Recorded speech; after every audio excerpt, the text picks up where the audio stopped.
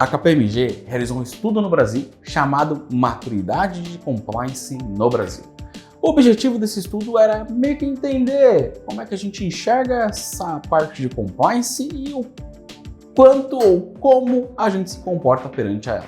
E olha só, para a surpresa de ninguém, o maior problema encontrado nessa pesquisa foi a efetividade. Mas nem sempre os programas de compliance conseguem ser efetivos. E nesse estudo ainda se destacaram algumas áreas como governança e gestão de boas práticas.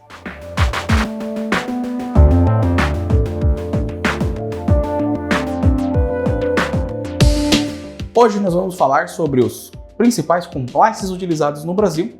E claro, você já me conhece, meu nome é Alexandre, e aquele TI raiz, já deixa o seu like sem nem mesmo ver o vídeo. Se você não é raiz, deixa para o final. Se tiver algum conteúdo que agregou para você, se você achou o vídeo legal, aí sim você deixa seu like. Vamos lá? O compliance no Brasil, ele é visto como, vamos dizer, necessário para alguns setores e nem tanto para outros. Mas é fato que o compliance, ele agrega valor à sua marca e traz, claro, vários benefícios. Como, por exemplo, evitar fraudes e até mesmo ter um processo muito mais prático e muito mais vantajoso do ponto de vista competitivo. Algumas empresas, até para fechar o contrato, só aceita se você tiver uma ISO ou algum outro tipo de compliance. E aí você pensa, legal, Alexandre, mas o que é compliance e o que eu tenho a ver com isso? Bom, compliance vem do verbo inglês to comply, que seria ficar em conformidade ou estar em conformidade. E a ideia aqui seria o seguinte, imagina que eu tenho uma série de normas e regras para trabalhar. Eu não posso preparar um hambúrguer de qualquer jeito, porque senão pode pegar alguma bactéria naquela carne e a pessoa que comer ficar doente.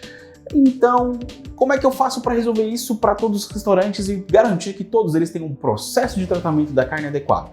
Eu crio um compliance para isso, ou seja, um conjunto de normas e regras que vão desde o processo até a aquisição, estocagem e tudo mais que você faz, isso para diversos setores, seja tecnologia, agronegócio ou qualquer outra coisa, e essas regras dizem mais ou menos como é que eu devo criar e tratar esses processos de forma que eu siga normas e que essas normas garantem uma lisura do processo, uma segurança do processo e assim sucessivamente. Agora que você já sabe o que é compliance, vamos falar um pouco sobre o compliance aqui no Brasil. E desse estudo da KPMG que se interessou pelo assunto e fez um estudo muito interessante. E claro, eu vou pedir para o editor depois deixar aí para vocês num link em algum lugar, ter acesso e poder ver essas informações com seus próprios olhos. E só para evidenciar e colocar aqui como exemplo, com base nesse estudo, nós vamos agora citar quais são os compliances mais utilizados aqui no Brasil e nós separamos 4 para que vocês possam conhecê-los também, caso não conheçam. O primeiro deles, obviamente, é um que o pessoal da TI deve estar cansado já de ouvir, mas muito importante e é um dos mais recentes. Sim, eu estou falando da Lei Geral de Proteção de Dados Pessoais, a famosa LGPD. Bom, apenas para deixar claro, a LGPD tem base na GDPR, que é uma parte regulatória que o pessoal fez lá para trabalhar com dados pessoais. A ideia basicamente é ajudar a proteger o dado pessoal durante todo o processo ali do ciclo dele, seja na aquisição desse dado, no tratamento, até mesmo depois na utilização e processamento dessas informações. Vale lembrar que a LGPD aqui no Brasil ela é tida como um compliance, mas na verdade ela é uma lei. Sim. E como lei, ela é obrigatória para todo mundo, ok? O segundo compliance largamente difundido e utilizado aqui no Brasil, talvez você já tenha ouvido falar, é a ISO 27001. Ela tem ali por objetivo trabalhar com a parte de segurança da informação, mas basicamente para um SGSI. Olha, consegui falar. Ou seja, um sistema de gestão da segurança das informações. Basicamente, a ISO 27001, claro, trabalha com sistemas de informação e maneiras de deixar esses sistemas mais seguros. Então, a ideia é ter processos ali e formas de monitorar e auditar isso com o tempo, de maneira a garantir essa lisura e, vamos dizer, deixar a conformidade funcional. Qualquer um que olhe consegue ver ali os pontos fortes e consegue entender se o processo que você tem para a segurança da informação dentro da sua empresa, ele é ou não suficiente, inclusive até na parte de processos e de auditoria continuada. E o terceiro compliance que eu vou falar aqui, o pessoal de TI deve conhecer bastante, já que em muitos lugares requer uma certificação nela para que você possa trabalhar lá e, claro, vamos dizer, garantir que você tem conhecimento suficiente sobre esse tipo de processo. Eu estou falando, a gente trata como compliance, mas é outra lei, a Lei SOX. Ela foi promulgada em 2002 e está em vigor até hoje. Ela aumenta a responsabilidade corporativa dentro do negócio. E uma curiosidade, todas as empresas públicas americanas possuem necessidade de passar por esse regulamento da SOX. Não só isso, todas aquelas que têm atividade fora do país ou que queiram entrar para a Bolsa Americana precisam demonstrar que estão em conformidade com a SOX. Exige que as empresas tenham controle sobre os relatórios financeiros. E claro, ela dá ali uma certa flexibilidade para você escolher algumas estruturas das quais você gostaria de colocar dentro desse processo. É fundamental ter SOX ou trabalhar com empresas lá fora ou entrar na Bolsa Americana.